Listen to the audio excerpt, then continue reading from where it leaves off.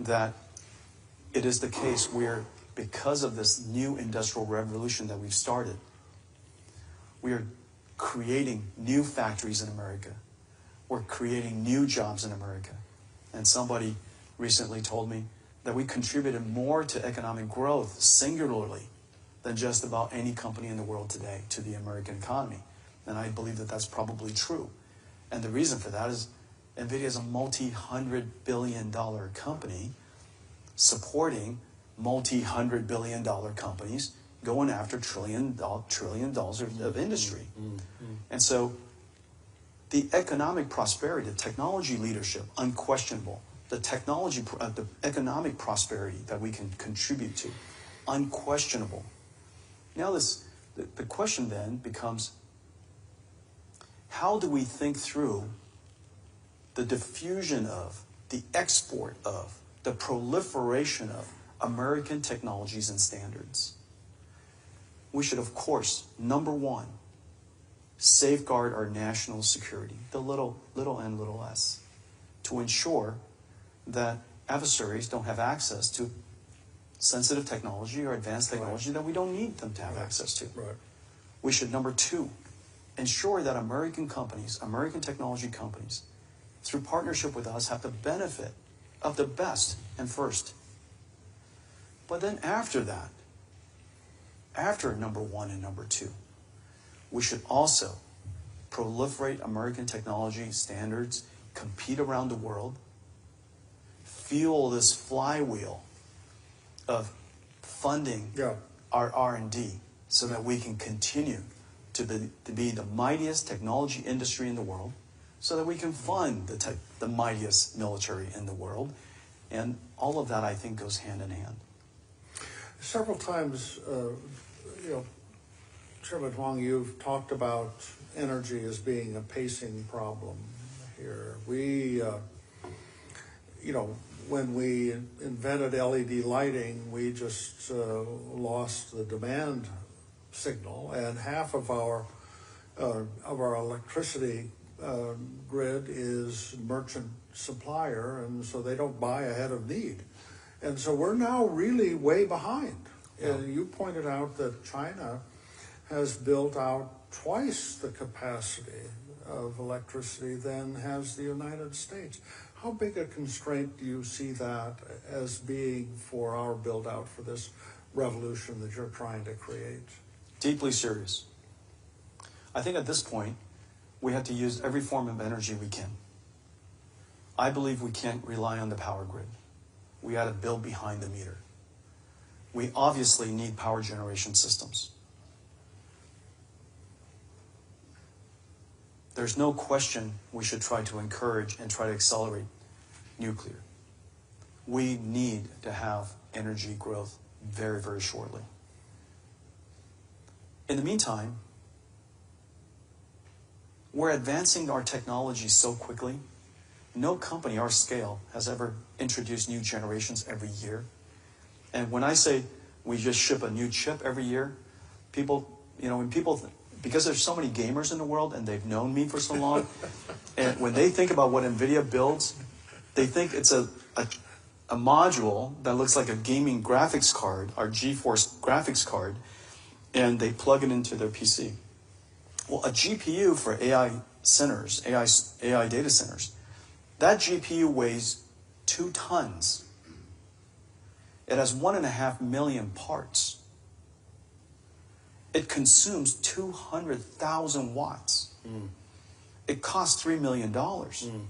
Every so often somebody says, these GPUs are being smuggled. I really would love to see it. Not to mention, you have to smuggle enough of them to fill a football field full of these things so that you could run it as an AI data center. And so, anyhow, the technology that we make each year allows us to increase the performance at about the same power by many times. And let me just pick a number, say 5 times or 10 times each year. As a result, our energy efficiency improves by 5 times or 10 times each year. But the problem is this. We're at the beginning of this technology build-out. I'm improving the performance by a factor of 10 times each year, but demand is going up by a factor of 10,000, a million times each year. AI is getting more compute intensive, the adoption's going way up. I've got all these exponentials. And so we're going to keep chasing this. We're going to be completely dedicated to advancing the technology as fast as we can. But the bottom line is we need energy. Yeah, and I forgive me for interjecting myself. I do think we have to overcome the NIMBY constraints. We're going to have to find some structure of federal preemption so that we can overcome the barriers. That's my comment. That's not your comment. I don't want you to get in trouble for my saying that. Let me ask you, last year... Thank you for that. Last year, the world installed 2 million robots.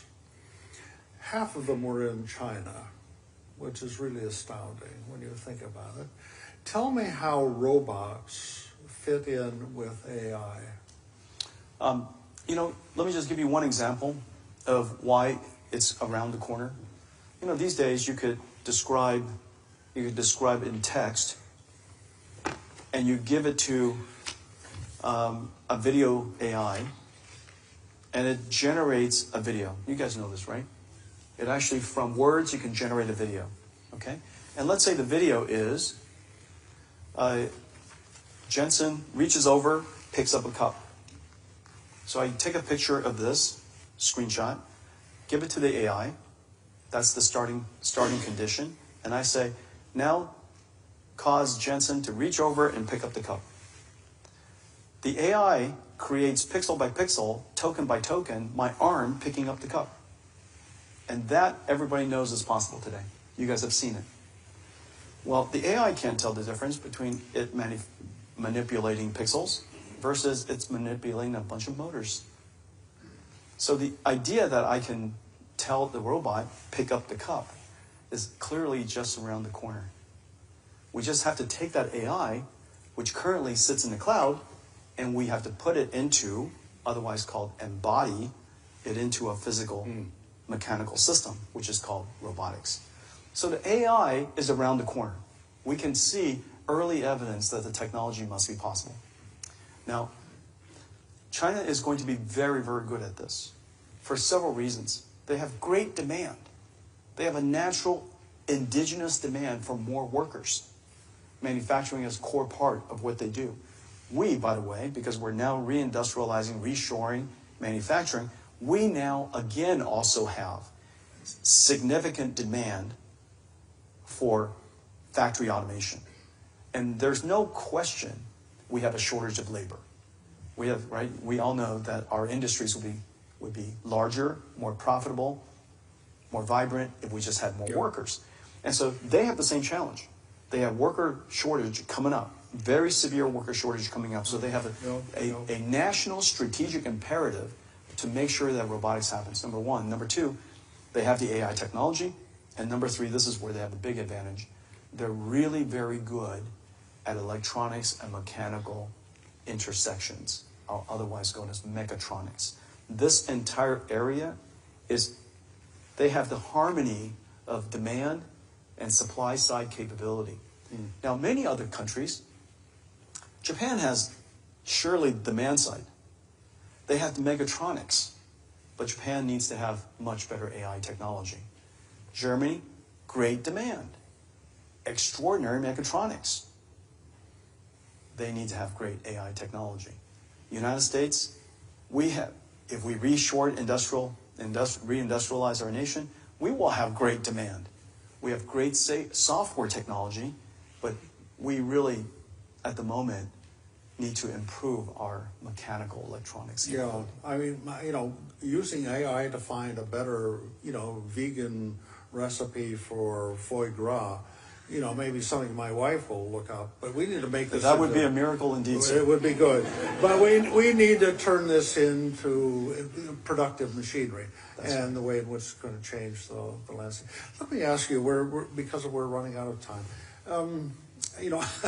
I was talking to a friend of mine who's a dean of of a major research institute, and I asked him, I said, how is your faculty dealing with AI? And he said, well, you know, the engineering faculty is excited. They really think this is fabulous. He said the science faculty is really curious, and they think it potentially opens up real opportunity. And the humanities faculty thinks it's the end of the world.